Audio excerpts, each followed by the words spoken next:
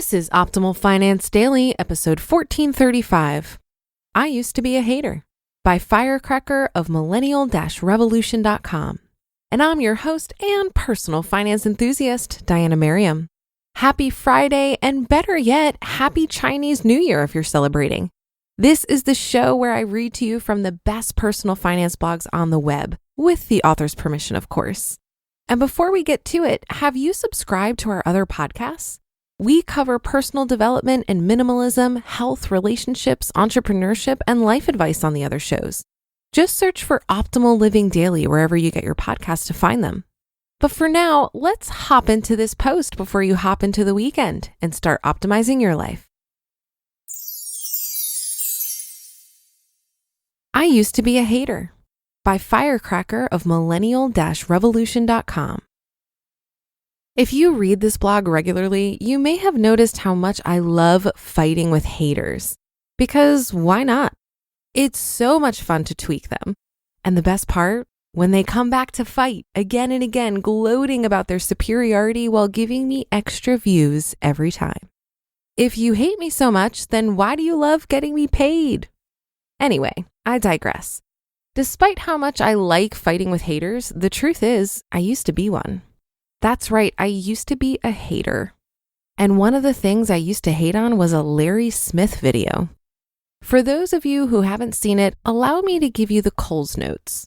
In 2011, Larry Smith, a University of Waterloo economics professor, did a TED Talk venting his frustration after hearing over and over again the same complaints from his students. They aren't happy with their careers, and yet they refuse to do anything about it. He goes over all the excuses they give to avoid following their passions. Excuses like great careers are for people who are lucky, people who pursue their passion are geniuses, or I'm a nice normal person and normal people don't have a passion, etc., etc., etc. And despite these excuses, Larry points out that the reason why people use these excuses and don't follow their passion, no matter how bad their careers are, is fear. They're afraid to try, afraid to look ridiculous, afraid they might fail. They might even go so far as using human relationships, their kids, spouses, as a shield to protect themselves from failure. Because if they're a great friend or parent, they will always be the hero of their own story and not have to sacrifice their relationships on the altar of accomplishment. Larry then proceeds to call BS on this, saying, great friend, great spouse, great parent, great career. Is that not a package? How can you be one without the other? But the truth is, you're weak and you're afraid. To this day, it's one of the most memorable TED Talks I've ever seen, receiving over 6 million views to date. But back then, in 2011, when I was working a stressful, unfulfilling job while daydreaming about being an author, this video made me want to reach into the screen and squeeze Larry's skinny little neck until his head popped off. I didn't want to hear his advice. I didn't want to hear about the fear, the excuses, the human relationship shield that I was using to excuse myself from writing. Everything he said made my blood boil. I showed the video to Wanderer, coworkers, and friends, indignantly clutching my imaginary pearls and shrieking, "Can you believe this fool? What the hell does he know? Why is he putting other people down? I bet he isn't even following his dreams, blah, blah, blah." I ranted for hours bashing Larry and trying my best to discredit everything he said, all the while ignoring the little neuron in the back of my head jumping up and down yelling, "He's right, you know he's right, you are afraid." I was terrified. I was full of excuses. I was a hater. In the back of my mind, I knew everything Larry said was true. Instead of writing and following my dream, it was easier for my brain to shut him down and call him an asshole because the alternative, actually writing and pursuing my dream, was way harder.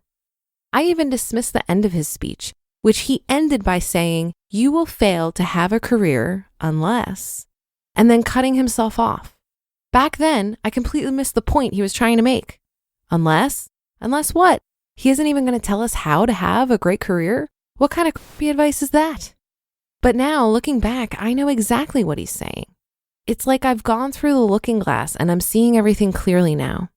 I hated that unless ... ending because I was expecting him to tell me what to do, and he didn't.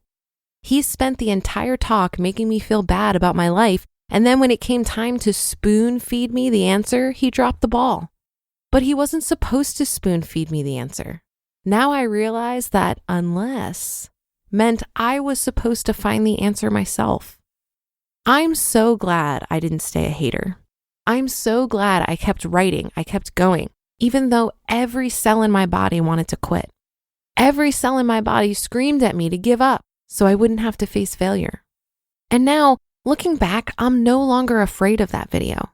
I've watched it countless times since becoming an author and early retiree, both dreams the hater me in 2011 would have never thought possible. I've noticed this to be true about financial independence too. When we first came out with the news that we were FI and retiring, all we got were haters. And not just the thousands of haters that came out on mainstream media. I'm talking about the haters hidden amongst friends and family too. They were all very quick to dismiss us, just like what I did to Larry back in 2011 because they were afraid they couldn't pursue their dreams just like I was. When you're afraid, it's easy to become a hater because haters don't need to step into their arena. They don't need to look ridiculous. They don't need to show up day after day, week after week, year after year. They don't need to fail over and over until they finally succeed. They can attribute everyone else's accomplishments to luck or talent. They can hide in their safe little cocoons, telling themselves that they're the heroes of their own story, telling themselves that it's okay not to accomplish their dreams because they are nice people who don't need accomplishments, only relationships. The fact that you can do both is preposterous. I'm glad I'm not a hater anymore. I'm glad I pushed past the fear. I'm glad I got to where I am today because I refused to let myself get too comfortable. But that doesn't mean I'm perfect. That doesn't mean I wasn't once a terrified hater who loved making excuses and staying in my comfort zone. Change is scary. I get it. We all get scared. It's okay to be scared. But don't let fear debilitate you and make you a hater like it did to me. Don't stay in the safety of your comfy cocoon. Put on your big boy pants or your big girl skirt and go out there and fight for your dreams. Because as Larry says, you will fail to have a great career. Unless...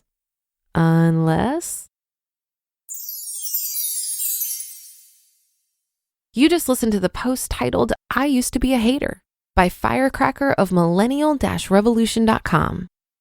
Have you thought about adding Bitcoin to your retirement account? The whole thing can be super confusing, so how do you get involved? If you're looking to diversify your portfolio with new innovative investments, check out BitTrust IRA. Crypto assets could be the best opportunity to build generational wealth since the discovery of oil. In fact, Bitcoin has been one of the best performing assets of 2020. BitTrust IRA will help you add cryptocurrency to your portfolio both seamlessly and securely. Security is super important. BitTrust IRA stores your private keys in nuclear bunkers with military-grade encryption. Come check it out. They have a 24/7 trading platform with no minimum investments and unlimited trades, plus a team to help guide you along the way if you have any questions, and with the lowest trading fees in the industry.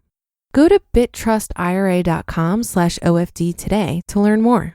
And for a limited time, BitTrust IRA is waiving the sign-up fee for OFD listeners, a $50 value. That's BitTrustIRA.com/OFD. BitTrustIRA.com/OFD. I liked this article because it demonstrates that even if you have a history of making excuses and letting fear get the best of you, that's not a death sentence.